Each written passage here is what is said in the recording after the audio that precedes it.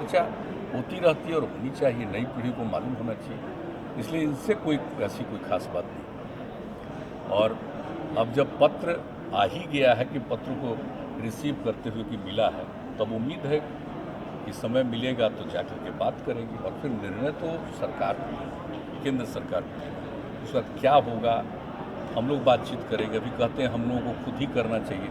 अरे भाई, तो जब तक प्रधानमंत्री जी से बात हो जाएगी और कोई चीज़ सामने आएगा तब ना आपस में बैठ करके हम लोग बातचीत करेंगे कि एक ही दिन में हम लोग कह देंगे कि राज्य में अपने कर दें। पहले तो हम कह चुके हैं, कई राज्यों ने पहले भी किया है।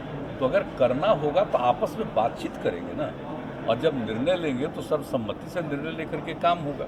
वो तो आगे की बात है, वो तो दूसरी बात है। लेकिन अभी तो हम लोग चाहते हैं कि पूरा हो ही जाए जातिगत आधारित जनगणना, तो इसके लिए बात करेंगे। अब जो भी होता है तो फैसला तो केंद्र सरकार को लेना है ना।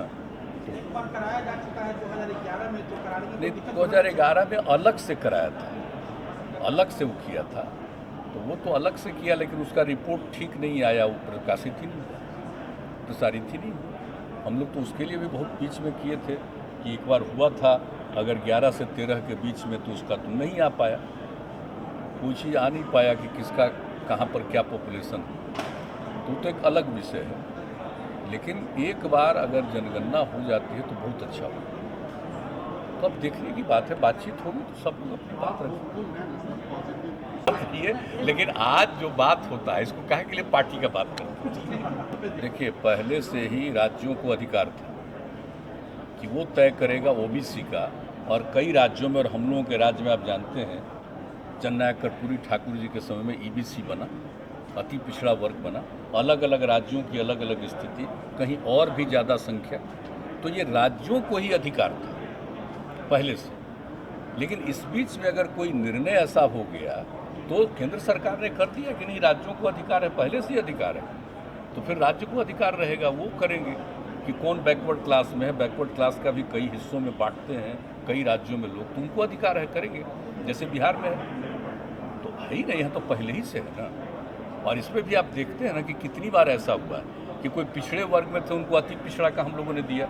जब से हम लोगों को 2005 से मौका मिला तो कई जातियों को अति पिछड़ा के रूप में भी हम लोगों ने शामिल किया।